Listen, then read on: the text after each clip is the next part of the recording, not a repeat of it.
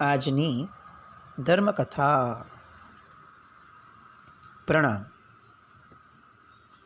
ધર્મકથા હવે ફક્ત ને ફક્ત યુદ્ધ કથા બને એવી પરિસ્થિતિઓ તરફ હેમરાજ શેઠ હેમુ આગળ વધી રહ્યા છે.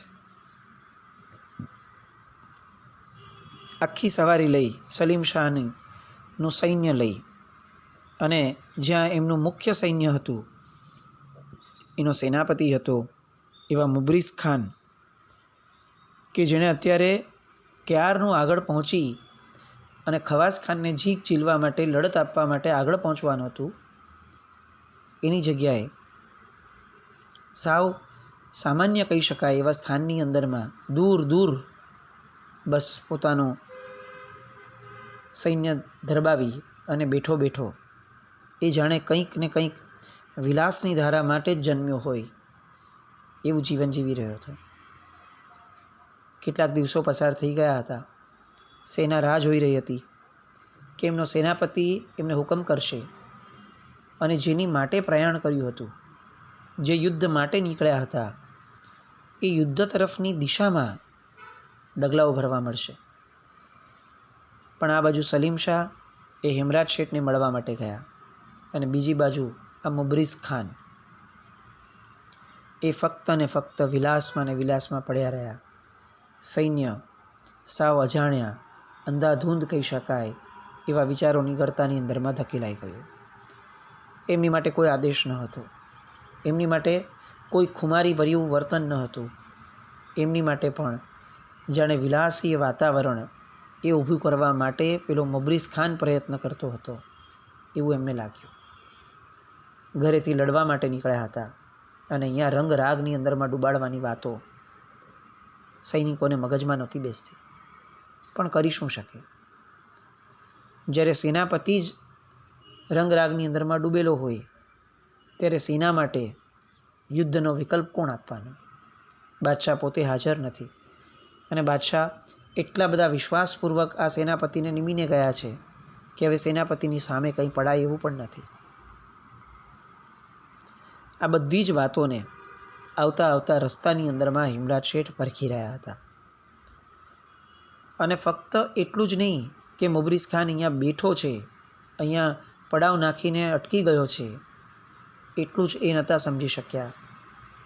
એ હેમરાજ હતા, ઘટનાની આર પાર જોઈ શકે એમ હતા, અને ઘટનાની પેલે પાર શું થયું હશે એની કલ્પના પણ પોતે કરી શકે એમ હતા.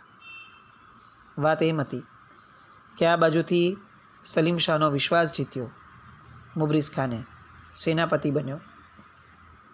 આદિલ શાહને એણે કેદી બનાવ્યો. સલીમ શાહ આગળની બધી રચનાઓ માટે હેમરાજ શેઠ પાસે જવા ગયા, અને એ અરસાની અંદરમાં મુબ્રિઝ ખાને પોતાની રમત રમી હતી. એણે એના સૈનિકો દ્વારા ખવાસ ખાનને સંદેશો મોકલાવ્યો કે આ બંને ભાઈઓના યુદ્ધની અંદરમાં આપણે ક્યાં કંઈ મેળવવાનું છે, અને જો આપણે મેળવવાનું જ નથી તો આ લોકો માટે આપણો જીવ ધરબાવી દેવું એમાં ક્યાં શાણપણ છે? ખવાસ ખાન જમાનાનો ખાધેલ હતો, એટલે એને પણ વાતને આગળ વધવા દીધી. સામે ચડીને પૂછ્યું કે તમારી વાત બહુ જ સાચી છે, બોલો તમે શું ઈચ્છો છો? અમને તો બસ ફક્ત અમારો આદિલ શાહ મળી જાય એટલે અમે છૂટા. અને મુબ્રિઝ ખાન સોદો કરે છે એની સાથે કે તમે જેમની માટે આવ્યા છો એને જેલમાંથી છોડાવવાની જવાબદારી મારી, એમને તમારે ત્યાં પહોંચાડવાની જવાબદારી મારી, પણ યુદ્ધ તો કરવું જ રહ્યું. તમારે મને યુદ્ધમાં સહાય કરવાની. તમે અને હું બંને ભેગા મળી સલીમ શાહને ખતમ કરી દઈએ. તમારે તો આમ પણ કંઈ જોઈતું નથી, તમારા આદિલ શાહને પણ કંઈ જોઈતું નથી. બસ મને દિલ્હીનો તખ્ત અપાવી દો, હું તમને પણ નહીં મારું, તમે મને નહીં મારતા. આપણે બંને ભેગા મળી સલીમ શાહને મારી અને હું આ તખ્ત લઈ લઉં, તમને તમારો રાજા આપી દઉં, તમે સુખેથી એની સાથે જીવજો, મને સુખેથી અહીંયા રાજ કરવા દેજો.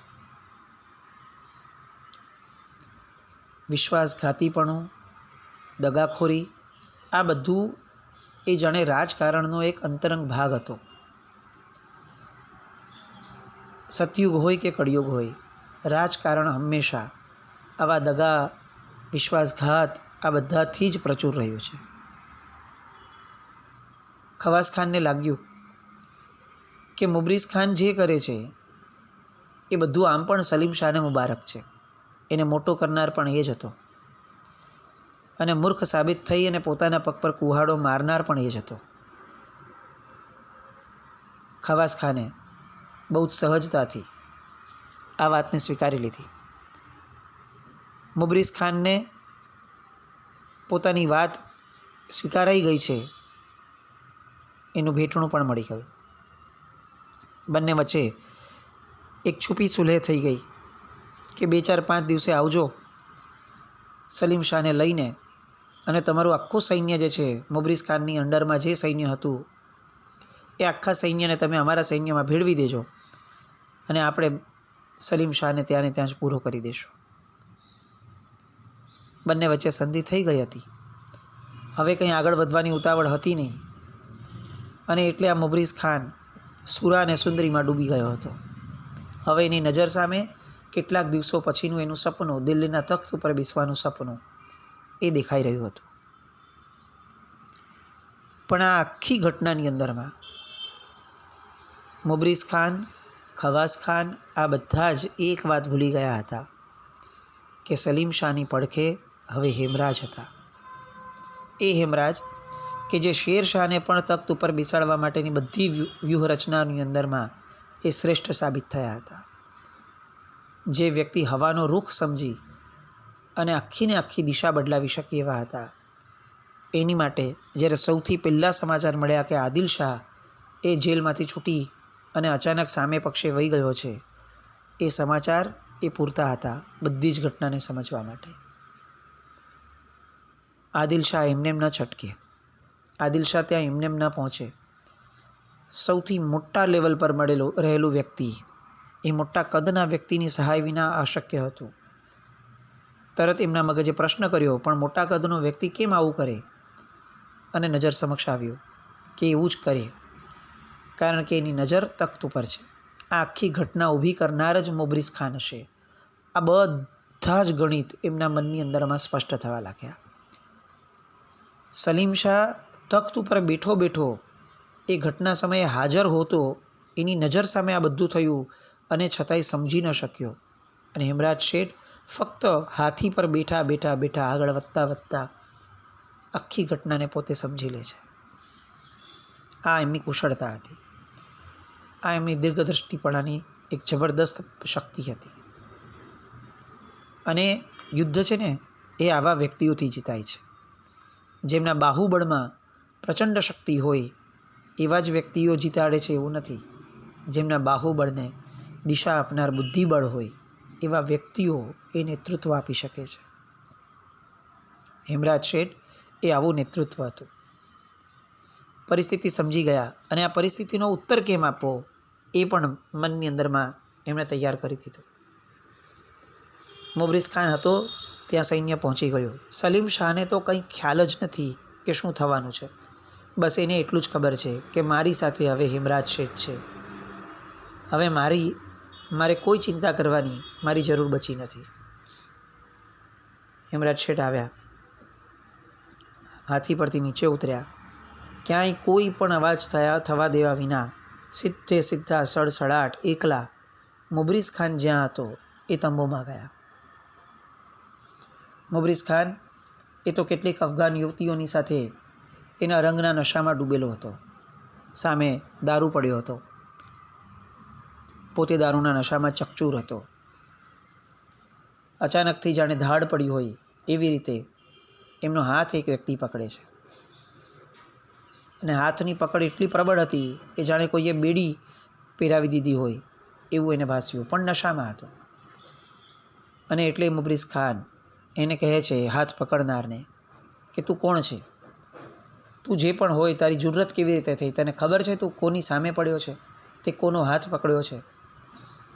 આવતીકાલે દિલ્હીના તખ્ત ઉપર જે શહેનશાહ બનીને બેસવાનો છે એવા મુબરીઝ ખાનનો તે હાથ પકડ્યો છે. અને આ એક નશામાં બોલાયેલી વાતથી હેમરાજ શેઠને બધું જ પોતાના મનમાં વિચારેલું સત્ય હતું એની પ્રતીતિ થઈ. હાથ પકડ્યો, બહાર લાવ્યા. બહાર લાવી અને એને સલીમ શાહની સાથે મળાવ્યો. પેલું તો હજી નશામાં હતો, સમજી નહોતો શકતો. અને યોદ્ધાઓ આજુબાજુના એ આ હિમરાજ શેઠને જોઈને જે ખુશ થયા, પણ સાથે સાથે કહેવા લાગ્યા કે આને જીવતો ન છોડતા. આ મુબરીઝ ખાને જે કર્યું છે એ માફીને લાયક નથી જ. અને બધા જ એને મારી અને કાપી નાખવા માટે આગળ વધતા હતા. અને ત્યાં હિમરાજ શેઠે કીધું કે ઊભા રહો. આપણે આખું ને આખું યુદ્ધ જેના આધારે જીતવાનું છે એ માણસને કઈ રીતે મારી નખાય? લોકોને લાગ્યું કે જે માણસ તંબુ નાખીને અહીંયા બેઠો છે, જેણે યુદ્ધ કરવા નથી દીધું, યોદ્ધાઓને નીરસ અને પોરસ વિનાના કર્યા છે, એ કેવી રીતે યુદ્ધ જીતાડશે? પણ આખી ને આખી યોજના એ હેમરાજ શેઠના મગજમાં સ્થિર હતી. આખા સેનાની આગળમાં એક હાથી ઉપર આ મુબરીઝ ખાનને બેસાડી દીધો. હાથી આગળ ચાલતો હતો અને એ મુબરીઝ ખાનને જણાવી દેવામાં આવ્યું હતું કે તારી બાજુમાં જે હાથી ચાલી રહ્યો છે એ હાથી પર મારો દીકરો યુગરાજ બેઠો છે. એ યુગરાજના હાથમાં બંદૂક છે અને જે ક્ષણે પણ એવું લાગ્યું કે તે કંઈ પણ આગળ પાછળ કરવાનો પ્રયત્ન પણ કર્યો છે, એ કાચી ક્ષણે એ બંદૂકની ગોળીઓ તારા શરીરમાં દરબાઈ જશે. પેલો નશાની હાલતમાં રહેલો મુબરીઝ ખાન હજી પણ સમજી નથી શકતો કે એની પાસે શું કરાવવામાં આવે છે. પોતે માફી તો માંગે તોય શું માંગે? કારણ કે પોતાની બધી જ ચાલ તો ઉઘાડી પડી જ ગઈ હશે એવું માનવા લાગ્યો. સલીમ શાહ માટે તો બધો કોયડો જ હતો, પણ એને કંઈ સમજાવવાનું પણ જરૂર ન લાગી હિમરાજ શેઠને. આ બાજુ જ્યારે એ પોતે મુબરીઝ ખાન પાસે આવ્યા હતા એ જ સમયે એમણે કેટલાક પોતાના વિશ્વસ્ત સૈનિકોને મોકલ્યા હતા ખવાસ ખાન પાસે. એ ટુકડીએ ખવાસ ખાનને જઈને કહ્યું કે 3-4 દિવસની અંદરમાં મુબરીઝ ખાન પોતાનું સૈન્ય લઈ અને આપણી પાસે આવી અને આપના સૈન્યની અંદરમાં ભળાવી દેવાનો છે. એટલે ખવાસ ખાન પણ નિશ્ચિંત થયા કે ચાલો 3-4 દિવસની તો વાર છે. અને એ પણ પોતાની મસ્તીમાં પોતાના સૈન્યને છૂટ આપી અને પોતાની મેળે નિશ્ચિંત જીવવા લાગ્યા. બધાને ગાફેલ રાખી અને એ ગાફેલિયતનો ફાયદો ઉપાડી અને યુદ્ધ જીતું આ હેમરાજનું કૌશલ્ય હતું. આખી સેના આગળ વધે છે. ખવાસ ખાન અચાનકથી જુએ છે કે બહુ જ બધી સેના સાથે એક હાથી ઉપર આગળ બેસી અને મુબરીઝ ખાન આવી રહ્યો છે. એમનું સૈન્ય સાબદું થઈ ગયું.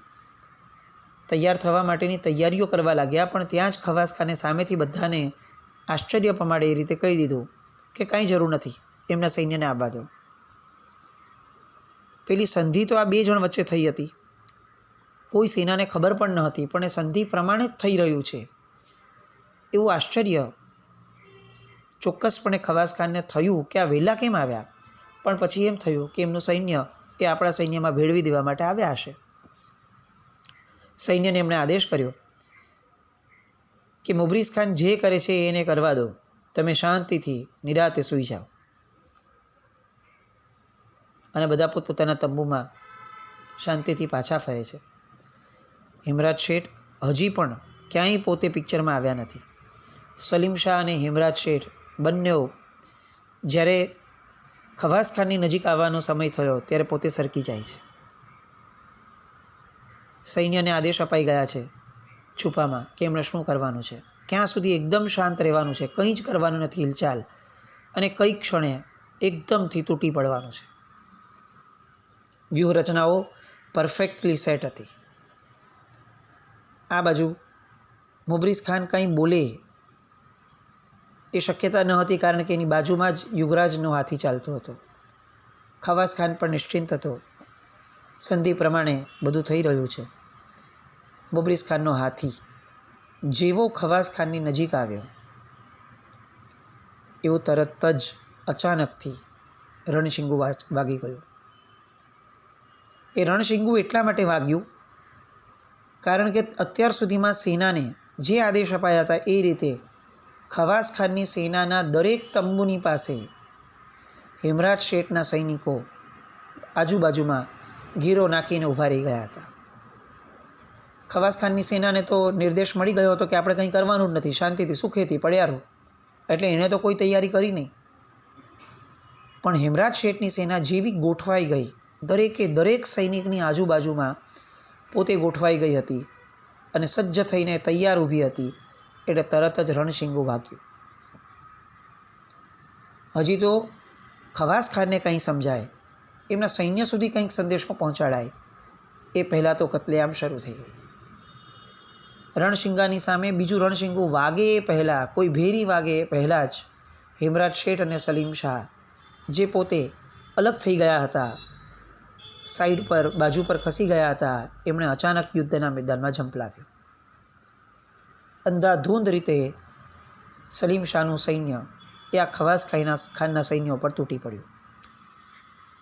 પણ એ લોકો પણ કંઈ સીધી હાર માની લે એમ ન હતા અને ત્યાં ફરી એક નવી ચાલ હેમરાજ શેઠે રમી. અચાનક એક સૈનિક પાસે જોરથી બોલાવડાવ્યો, આદિલ શાહ ભાગી ચૂક્યા છે, આદિલ શાહ ભાગી ચૂક્યા છે. અને બધાના મનની અંદરમાં પોતાના નાયક, પોતાના રાજાને જ યુદ્ધના મેદાનને છોડીને ભાગી જવાના વિચારથી એક બહુ જ મોટી હાર હૃદયમાં જ અનુભવી દરેક જણાએ. ભાગવા માટેની બધી જ જાણે અનુકૂળતાઓ હતી અને સૈન્ય ભાગી છૂટ્યું. એક તો અચાનકથી અણધાર્યો થયેલો હુમલો, એમાં પણ પોતાનો જે નાયક છે એની ભાગી જવાની વાતો. સેનાપતિ છે ખવાસ ખાન, એમણે હજી તો પોતાને શાંતિથી બધાને બેસવા કહ્યું હતું, એટલે એના ઉપર પણ જન્મેલો એક અવિશ્વાસનો ભાવ અને આ બધું જ જ્યારે મનમાં રમ્યું હોય એવામાં અચાનક થયેલો હુમલો. સૈન્ય પડી ભાંગ્યો. આ બાજુ આદિલ શાહ, જે હજી પોતે તંબુમાં ઊભો છે, એ જોર જોરથી બોલી રહ્યો છે કે હું નથી ભાગી ગયો ભાઈ, હજી હું અહીંયા જ છું, હજી હું અહીંયા જ છું, હું નથી ભાગી ગયો, આવું બોલી રહ્યો છે. પણ એને સાંભળવા કોઈ જ નવરું નથી. આ બધી ચાલબાજીઓ એ યુદ્ધનો એક ભાગ. અને સામાના શુરાતનને જ મૂળમાંથી હણી નાખવો, એવો નિરુત્સાહી બનાવી દેવો, એ કળા હેમરાજ શેઠની અંદરમાં પ્રચુર પ્રમાણમાં ભરાયેલી હતી. યુદ્ધ જેવું તો કંઈ થયું નહીં, કારણ કે હવે તો ફક્ત આ લોકોએ હણાવવાનું હતું અને પછી ભાગી જવાનું હતું. ખવાસ ખાન હજી કંઈક વિચારે કે તોપ ગોળા વગેરે સળગાવો, તોપો ચાલુ કરો, ત્યાં એટલી વારમાં તો તોપ ગોળાની આજુબાજુમાં રહેલા તમામ એમના સૈનિકો એ રહેસાઈ ગયા અને સલીમ શાહના સૈનિકોએ ત્યાં કબજો જમાવી લીધો. અને હવે ખવાસ ખાનને લાગ્યું કે આમાં આપણી કંઈ દાળ ગળે એમ નથી. હવે કોઈ પણ પ્રકારે આમાંથી જીવંત બચી નીકળવું એના સિવાય બીજો કોઈ રસ્તો નથી. અને એટલે એક સમયનો શેરશાહનો અત્યંત વિશ્વસ્ત અને આવા યુદ્ધોની અંદરમાં છાતી દેખાડી અને સામે ચાડી અને સામા સૈન્ય માટે કાળ બનીને જે વ્યાપતો હતો, એવો એ ખવાસ ખાન એ આજે હેમરાજ શેઠની આ બુદ્ધિમત્તા, ચાતુર્યભર્યા વ્યૂહરચના એ બધાની સામે થાક્યો, હાર્યો અને અંતે ભાગ્યો. મેદાન છોડી આદિલ શાહ ભાગ્યો, મેદાન છોડી ખવાસ ખાન ભાગ્યો. સલીમ શાહ તો ફક્ત જોવા માટે દ્રષ્ટા જ બનીને બેઠો છે કે આ બધું અચાનક કેવી રીતે થયું. હજી તો મને એવું કહેવામાં આવ્યું હતું કે આપણે હજી 1-2 દિવસ રોકાઈને પછી એની પર હુમલો કરવાનો છે. એની જગ્યાએ આ તો અચાનક આખું ને આખું યુદ્ધ જ સમાપ્ત થઈ ગયું. પેલો મુબરીઝ ખાન એ સમજી રહ્યો હતો કે એને હાથો બનાવડાવી અને એને આગળ ધરી અને ખવાસ ખાનને ભ્રમમાં મૂકવા સિવાય આ બીજું કંઈ જ ન હતું. એક પાસા પોબારા થયા. એક અત્યંત કુનેહભરી, ચાલબાજીભરી આ વ્યૂહરચના સફળ થઈ અને એક યુદ્ધ લડાતા પહેલાં જ, કોઈ પણ પ્રકારના પ્રતિકાર વિના જ પૂરું થયું. સામું સૈન્ય ભાગી છૂટ્યું અને સલીમ શાહ એ હવે મુબરીઝ ખાનને લઈ અને તખ્ત ઉપર પાછો ફરે, એની સાથે સાથે હેમરાજ શેઠનો જયકારો, સેનાપતિ હેમરાજ તરીકે આખા ને આખા અફઘાન સૈન્યની અંદરમાં આ વ્યક્તિ એ એમને ભગવાન તરીકે લાગવા લાગ્યો. એમને એવું લાગ્યું કે આવું મગજ તો આપણે ક્યાંય વિચાર્યું પણ ન હતું કે કોઈનામાં હોઈ શકશે. અને એમના વખાણ કરતાં કરતાં કરતાં દિલ્હી સુધી બધા પાછા ફર્યા. હવે બધા રાહ જોતા હતા કે આ મુબરીઝ ખાનને કઈ ક્ષણે ખતમ કરી દેવામાં આવશે. સલીમ શાહને સોંપી દેવામાં આવ્યો મુબરીઝ ખાન. અને આ બાજુ હેમરાજ શેઠને એવું લાગ્યું કે હું તો જે કાર્ય માટે નીકળ્યો હતો એ કાર્ય પૂર્ણપણે પૂરું થયું છે. એટલે હવે પોતે બીજો એક નિર્ણય લે છે. એ નિર્ણય અને મુબરીઝ ખાનનું હવે શું થાય છે, પેલા સલીમ શાહનું હવે શું થાય છે, એ જોવા માટે આવતીકાલે ફરીથી મળીએ. જીના આજ્ઞા વિરુદ્ધ કંઈ પણ બોલાવ્યું તો મિચ્છામિ દુક્કડમ. એટલું એક વાતને ખાસ લક્ષ્યમાં રાખીએ કે આખી ને આખી યુદ્ધની વાતો, આ આખી ને આખી ચાલબાજીની વાતો એ ક્યાંય એ ચાલબાજીની અનુમોદના માટે છે એવું નહીં, પણ એક નિસ્પૃહ વ્યક્તિ જ્યારે યુદ્ધ કરે છે ત્યારે એ પોતાનું સર્વસ્વ કામ પર લગાડી દે ત્યારે પરિસ્થિતિઓ કેટલી ઝડપથી એની સહાયક ભાવમાં ઊભી રહે છે, એ વાતને પણ લક્ષ્યમાં રાખવા જેવી છે. જ્યારે આપણે નિસ્પૃહ છીએ, આપણે ઈચ્છા વિનાના છીએ, ત્યારે કુદરત એ કેટલી આપણી પર મહેરબાન થાય છે, એ વાતને આપણે સ્વીકારીએ, એ ગુણ આમાંથી લઈએ અને આવા અનેક ગુણો માટે ફરીથી આવતીકાલે મળીએ. જીના કંઈ પણ બોલાય તો મિચ્છામિ દુક્કડમ. જૈનમ જય અતિશાસન.